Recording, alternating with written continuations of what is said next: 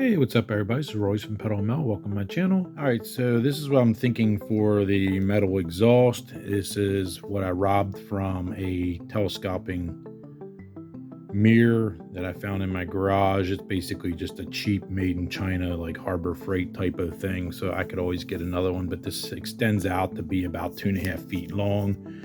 And I'm pretty sure if I rob from here, I'm hoping I have another piece on this inner piece that I could steal for the other side. But I think that would be perfect though. And I like how it's tapered. Not very noticeable right here on this piece. And maybe the next one, we'll see. But it's definitely got a slight taper to it. So we'll see. I'm gonna cut it down and try that.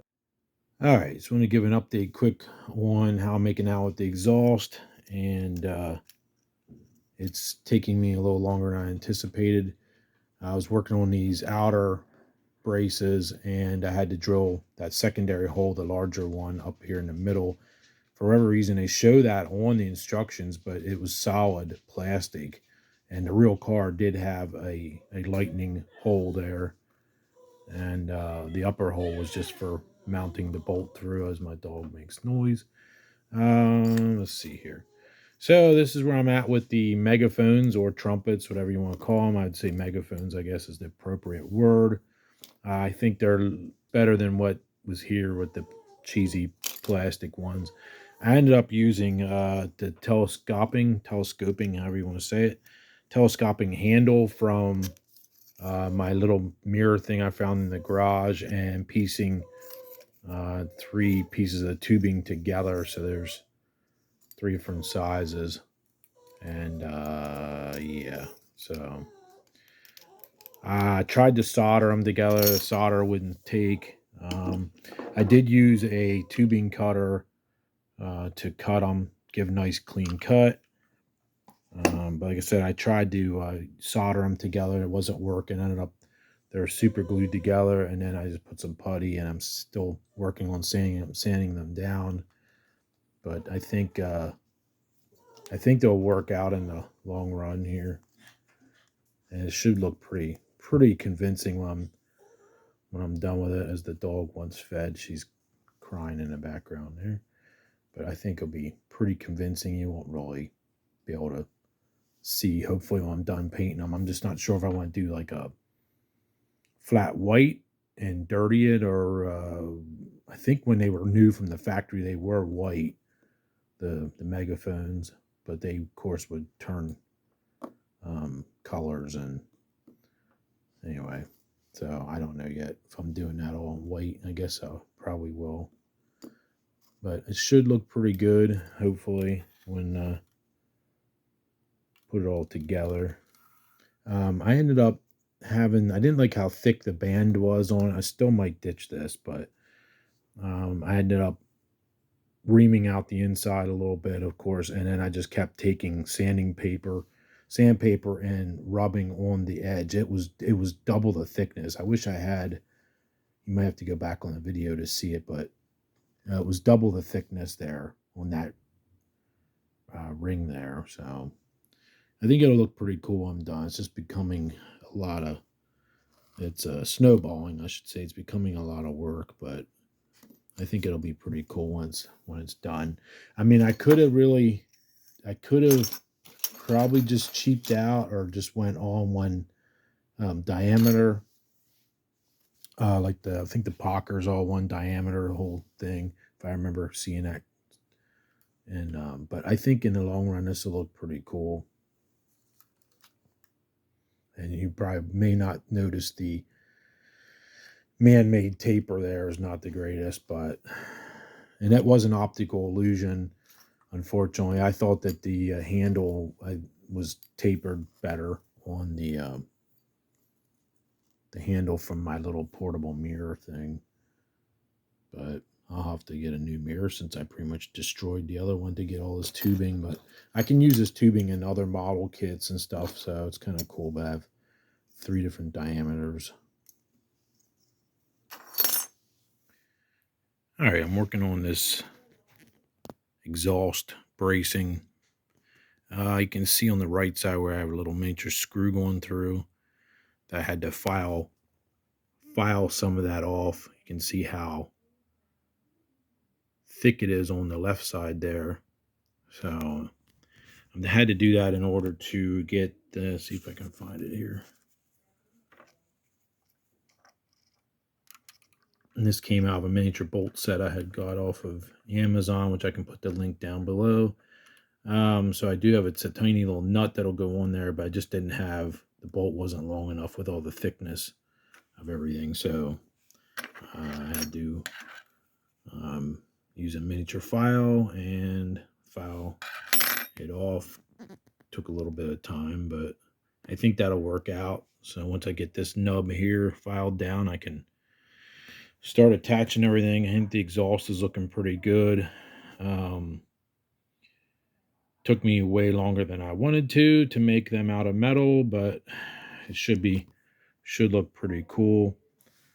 So I'll put a picture up of my reference that I used. It seems like the white, I think they did paint them white originally at the factory, and then at the piece that's shaped like a capital A, this one right here, I think they were also painted white at the factory, but they just age over time, and they turned like a light gray color from everything I've seen. I zoomed up on in the movie Le Mans when he starts up the 917 at the beginning, and I'll put that photo up. And it's quite interesting too, is to see how this brace is actually busted and re-welded if you look at it on the movie.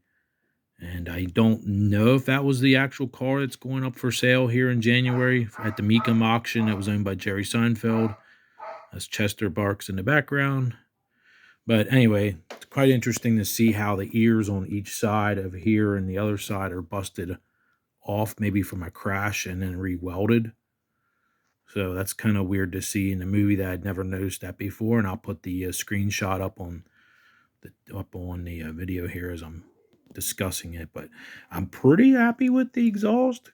Came out pretty well. Used a little bit of flat black on the inside there, but they are all metal. It should look pretty freaking cool when it's done. A lot of work went into that. I don't know if I'd recommend doing that. Here's one of the tiny little miniature bolts there in a nut laying beside. That came from a kit off Amazon of all kinds of different sizes. They're stainless steel for sure, because the magnet won't pick them up. I try to pick them up and scoop them up, but so I guess the next thing I need to do here is paint the distributor caps, and it's in the book here is moving on to the wiring up everything, which their spark plug wires were absolutely not too good, and like a bright orange color. I didn't like them, so I actually tore out some telephone wire in my basement that I no longer need for the landline, and I need to measure this red, but it should be fine. So that's where I'm at for right now, and I'll be back in a little bit, most likely. Here we can see a pretty good difference in color from an actual Bosch distributor cap and the one that comes with the kit. Actually, there's two with the kit because it's 24 spark plugs. And it's a pretty good difference. Not as bad as I thought it was going to be. But it's, so I'm going to use that to color match, and I'll repaint those too.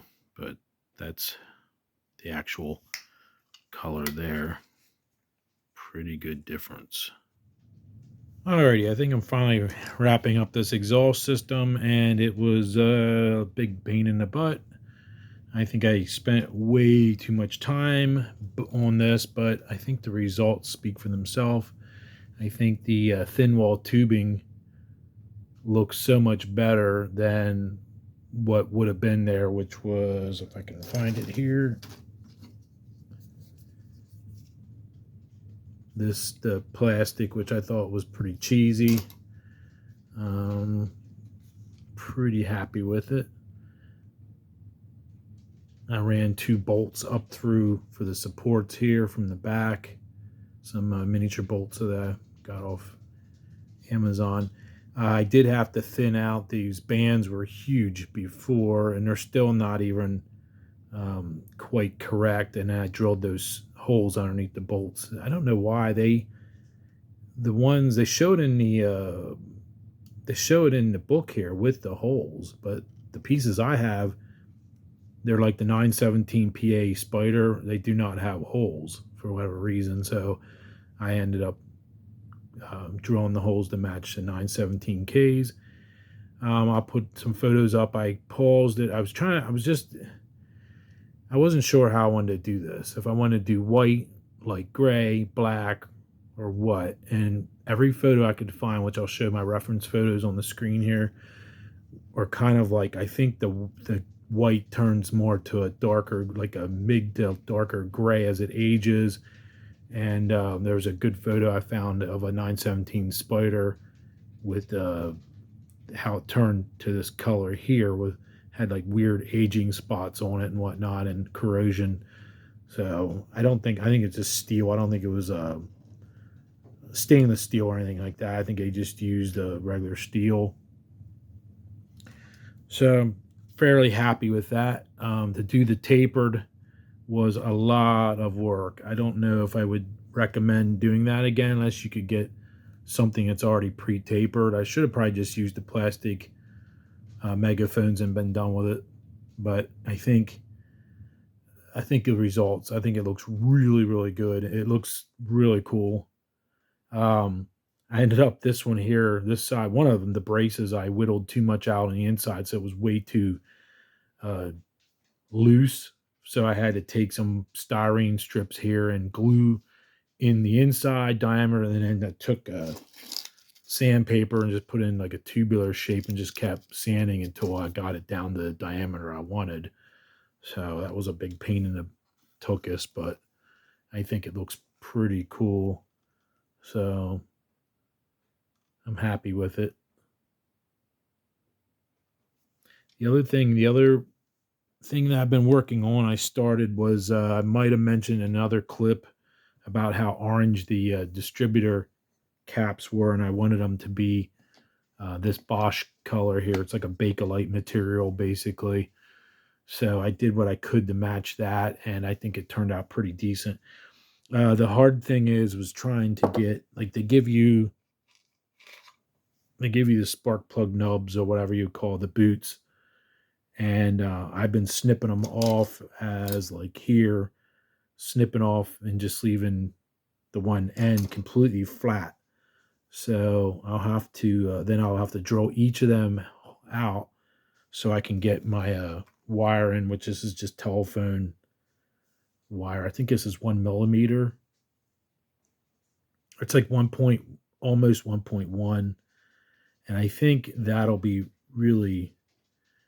fine. But I let me see if I can. I should grab the orange stuff that comes with it.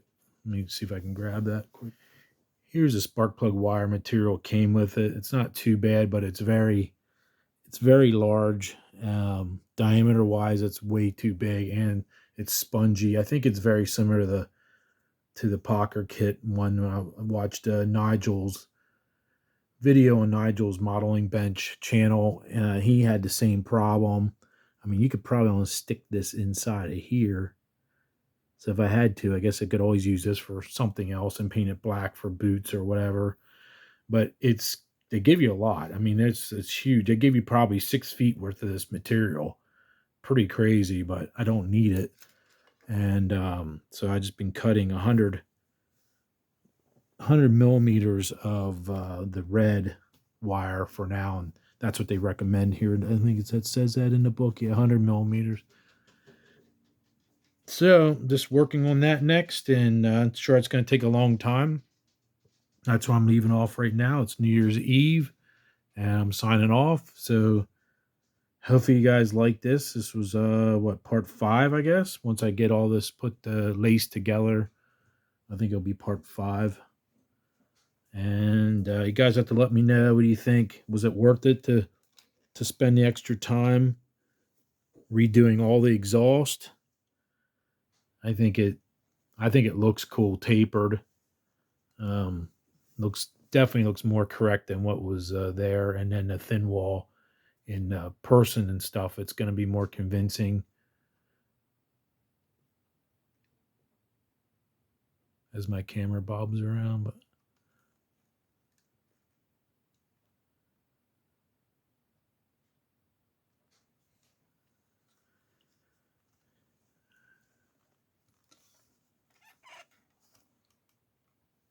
all right, so thanks for watching that fifth installment.